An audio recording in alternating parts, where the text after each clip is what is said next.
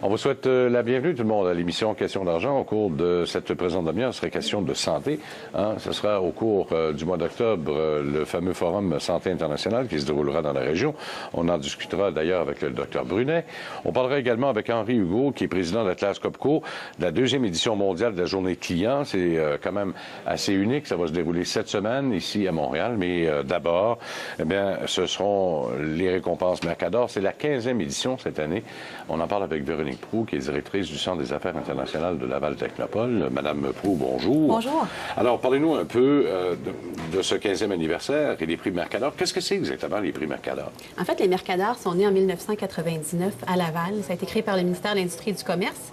Et en 2002, le Centre des affaires internationales de Laval Technopole s'est joint à cet événement-là et a inclus tous les partenaires en développement économique de la région. Donc, l'idée, c'est une reconnaissance du succès des exportateurs qui travaillent avec les partenaires en développement économique.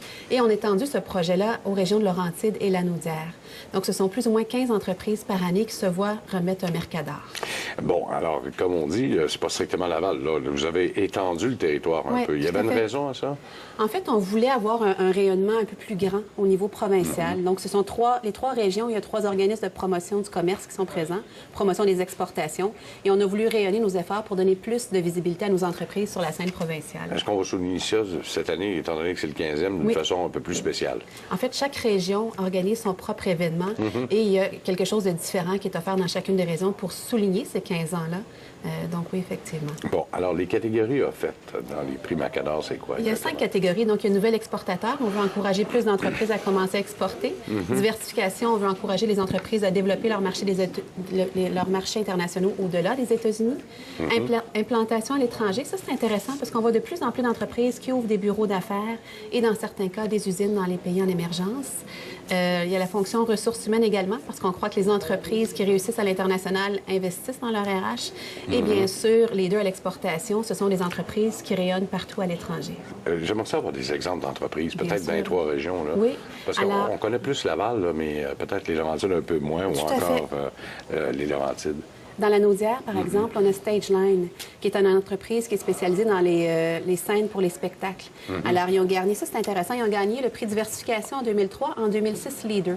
Donc, ils sont présents sur tous les marchés à l'international. Dans les Laurentides, on a Above Security, qui est spécialisé en sécurité informatique dans les TI et qui a bien réussi à percer le marché de l'Amérique latine. Et à Laval, on connaît bien sûr Bioca Plus en 99, qui avait gagné nouvel exportateur et qui est aujourd'hui bien implanté sur le marché américain. Est-ce que c'est difficile pour les entreprises? Parce que là, certains diront que ce sont des entreprises régionales d'abord et avant tout, de les placer à un niveau international, parce que c'est un peu le but de l'exercice. Oui. Est-ce que c'est difficile? Je vous dirais que les entreprises qui réussissent, ce qui est commun aux 3 régions, ce qu'on voit, c'est que ce sont des entreprises qui sont très spécialisées, très nichées, qui s'adressent à des marchés haut de gamme, donc qui arrivent à se démarquer par leur innovation, par leurs produits. Mais ce sont aussi des entreprises qui ont investi dans leur démarche de développement de marché et qui sont bien structurées. Depuis les 15 dernières années, est-ce que vous avez remarqué une différence entre les entreprises qui ont été lauréates? Je vous dirais qu'à Laval, ce qu'on constate de plus en plus, ce sont des entreprises dans le secteur des technologies de l'information, technologies médicales. Dans les Laurentides, de plus en plus d'entreprises en transformation agroalimentaire, comme la Petite Bretonne qui se démarque sur les marchés internationaux. Et la Naudière, ce sont des équipementiers, mais des équipementiers de plus en plus spécialisés, comme Acier Essen, qui s'adresse à l'industrie pétrolière. Donc, encore une fois, un équipementier spécialisé dans un marché bien niché. Alors donc, il faut absolument se trouver une niche. Parce qu'on parle de spécialisation des entreprises là, à ce moment-là. Et ça aussi, parfois, c'est un peu difficile. Quand on débarre notre entreprise, on n'a pas nécessairement le but direct d'aller vers l'exportation, mais on sent qu'on se dirige de plus en plus rapidement. Là. Oui, tout à fait. Les entreprises commencent à exporter beaucoup plus vite qu'elles le faisaient par le passé. Et plus elles y vont rapidement, plus elles se frottent à l'international, plus elles vont avoir envie d'être plus productives, d'innover, et elles vont performer davantage. Et les Mercador visent justement souligner le succès de ces PME-là et de démontrer à d'autres entreprises que c'est possible de réussir à l'international, même si on est une PME. Bon, et quand on est une PME, on n'a pas nécessairement toutes les ressources pour être capable de devenir une bonne exportatrice. Ça prend de l'expertise. C'est un peu ce que vous faites, oui, Laval Technopole. Donc, on aide des entreprises qui commencent à l'exportation autant que celles qui diversifient leur marché. Et c'est vrai pour Laurentides International et la Sodile dans la Naudière. Donc, au cours de la dernière année, on a accompagné 100 290 entreprises dans les 3 régions sur une base individuelle. 335 d'entre elles ont été formées. Donc, c'est vraiment un travail en continu qu'on fait pour les aider à développer des nouveaux marchés. Alors, vous en prenez 200, par exemple, là, cette année. Il y en aura combien qui c'est une bonne question. se retrouveront? Habituellement, ça fonctionne comment? Ça prend 25 30 qui vont réussir là-dedans? Là? Peut-être. Question piège. Oui, question piège. Je vous dirais que ça dépend. Il y a un cycle de 2 ou 3 ans. Donc, ils vont commencer à s'intéresser à l'exportation. Ils peuvent réussir 2 ans, 3 ans, des fois 5 ans plus tard. Donc, tout va dépendre des efforts qu'ils sont prêts à mettre en termes d'argent et en termes de temps qu'ils sont prêts à investir aussi. Puis ça prend des employés qui sont dévoués aussi. Quand tu as un plan d'affaires, il faut que tout le monde se mette l'épaule à la roue. Oui, tout à fait. Donc, il faut investir dans ces ressources humaines, aller chercher les bonnes personnes qui sont capables de développer les marchés internationaux, qui ont les connaissances, le réseau de contacts, c'est sûr que ça fait toute la différence. Dans les TI, ça semble peut-être un peu plus facile dans le sens où presque instantanément, on est avec l'Internet rendu au niveau international. Ouais. Quand on est un exportateur d'un produit, là, c'est une autre paire de manches. Je pense à Bioca, par exemple. Ouais. Ça a pris quand même 2 ans avant qu'on les voit ailleurs qu'au Québec.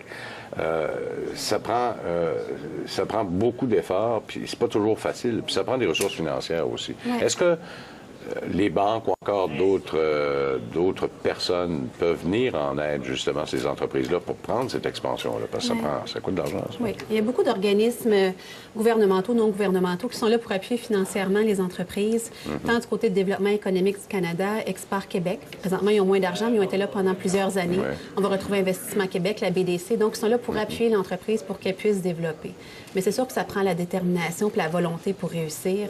Et le reste, les ressources, on est capable de les trouver par la suite. Est-ce qu'à Laval Technopole, vous fonctionnez de pair avec les CLD, par exemple, pour aider ces entreprises-là? Parce qu'eux aussi ont des ressources. Là. À Laval Technopole, c'est particulier puisque le CLD fait partie de l'organisation. Okay. Mais dans Laurentides et la Naudière, effectivement, il y a plusieurs CLD sur le territoire et on travaille en collaboration avec eux pour identifier des nouveaux exportateurs qu'on peut accompagner.